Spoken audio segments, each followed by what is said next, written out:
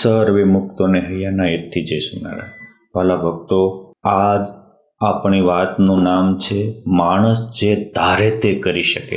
આજનું સાયન્સ પણ કહે છે કે સ્કિલ પાવર કરતાં વિલ પાવર 100 ગણો અધિક છે અને મોટા ભાગના માણસો સ્કિલ પાવરમાં પોતાની જિંદગી ખર્ચે છે અને સારામાં સારા હોશિયાર વિદ્યાર્થીઓ સ્કિલ ડેવલપ કરે છે, પરંતુ વિલ પાવર જો ડેવલપ નહીં હોય તો સ્કિલ પાવર અંતે કોઈ કામ લાગતો નથી.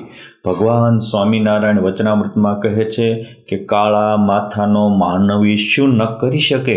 એક પાતળી દોરી પણ કૂવાના કાંઠે નિત્ય ચાલતી રહે તો પથ્થરને કાપા પાડે છે. અને આપણે ઘણીવાર જોયું હોય છે મંદિરના દરવાજાની જાળીઓ, જ્યાં વ્યક્તિઓના હાથ ઘસાતા હોય તો એ ઉજ્જવળ રહેશે અને પડી પડી મંદિરની જાળીઓ કાટ ખાઈ જાય છે. એમ માણસ પડ્યો રહે તો ગમે એવો મોટો હોય તો કાટ ખાઈ જાય, પણ જો કોકના ઉપયોગમાં આવે અને એ મનમાં નક્કી કરે કે મારે કાંઈક કરવું છે તો આ વિશ્વમાં એવું કોઈ અશક્ય કામ નથી કે ન થાય.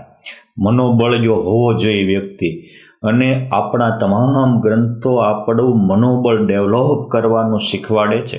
માણસ ધારે તે કરી શકે. અમેરિકાની એક જેસિકા કોક્સ નામની દીકરી હતી, 10મા ધોરણમાં ભણતી હતી અને એમના ક્લાસ ટીચરોએ કહ્યું કે તમારે જીવનનો જેને જે ગોલ હોય એ કહો. ત્યારે આ જે જેસિકા કોક્સ નામની દીકરી હતી એને જન્મજાત બંને હાથ નહોતા, હાથ વગરની દીકરી હતી, અને એને આમ ઊંચો હાથ કરી અને શિક્ષકને કહ્યું, સર મારે તો પાયલોટ બનવું છે. પાયલોટની વાત સાંભળી અને બધા જ છોકરાઓ ક્લાસના હતા વિદ્યાર્થી મિત્રોએ ખડખડાટ હસી પડ્યા કે આને હાથ નથી, એ પ્લેન ચલાવશે કઈ રીતે? પરંતુ એનું દ્રઢ મનોબળ હતું.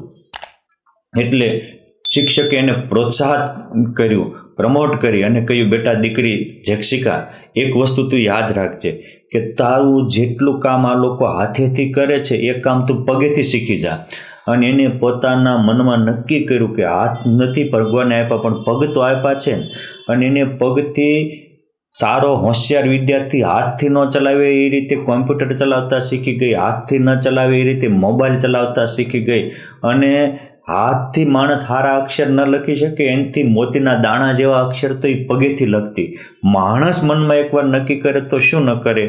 અને ખરેખર ઇતિહાસ એવું નોંધે છે કે આ દીકરીએ 11 વર્ષની ઉંમરે નક્કી કર્યું હતું કે મારે પાયલોટ બનવું છે, અને 24 વર્ષની ઉંમરે અમેરિકા સરકારે આ દીકરીને પ્રથમવાર અપંગ દીકરીને પાયલોટ બનવાનું લાયસન્સ આપ્યું. આજે પણ એ દુનિયાની એક અપંગ દીકરી સૌથી મહાન શ્રેષ્ઠ પાયલોટ છે. ક્યારે બની શકી? જો એને નક્કી કર્યું તો. એમ આપણે પણ નક્કી કરીએ કે મારે મુક્ત બનવું છે તો મુક્ત બની શકીએ. આપણે નક્કી કરીએ કે મારે અક્ષરધામ બનવું છે તો આપણે પણ અક્ષરધામ બની જઈએ. આપણે પણ પુરુષોત્તમ રૂપ બની શકીએ, પરંતુ નક્કી કરીએ તો. એ 5 વર્ષના પ્રહલાદે નક્કી કર્યું કે મારે પુરુષોત્તમ માટે જીવવું છે, પુરુષોત્તમના કામ કરવા છે અને પુરુષોત્તમ માટે મરવું છે. તો આજ એ 5 વર્ષનો સતયુગનો દીકરો હવના હૈયામાં હજી રમે છે. એ 7 વર્ષના ધ્રુવે નક્કી કર્યું કે જો ગાદી લેવી તો પરમાત્માના ધામની ગાદી લેવી. આ જે ધ્રુવ અચળ પદ પામીને ઇતિહાસમાં અમર બની ગયો છે. આ માણસ નક્કી કરે તો શું ન થાય. એ 8 વર્ષનો રામાનંદ સ્વામી અયોધ્યાનો અજીત શર્માનો દીકરો નક્કી કરે કે મારે બ્રહ્મરૂપ થવું છે, હજારોને બ્રહ્મરૂપ કરી મૂકવા છે, મારે પુરુષોત્તમને પામવો છે અને હજારોને ભગવાનનો ભેટો કરાવી દેવો છે. તો એ સ્વામિનારાયણ સંપ્રદાયના આદ્ય સ્થાપક અને ભગવાન સ્વામિનારાયણના ગુરુ રામાનંદ સ્વામી બને. અને ભગવાન સ્વામિનારાયણના સત્સંગમાં આવે એ પહેલાં તો હજારોને એને ભગવાનનો સાક્ષાત્કાર કરાવી દીધો, અનેકને સમાધિ નિષ્ઠ કરી દીધા. આ માણસ ધારે તો શું ન કરી શકે.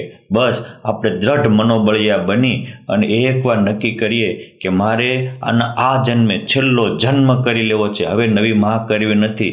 આ જન્મ મનુષ્ય જન્મ મળ્યો છે તો અમર પદને પામી અને અલૌકિક આનંદના સાગરમાં ઝૂલતા થાવ. આપ પણ એવા દ્રઢ મનોબળિયા બનો અને શક્તિમાન ને ભક્તિમાન બનો, એવી પ્રભુને પ્રાર્થના. જય સ્વામિનારાયણ.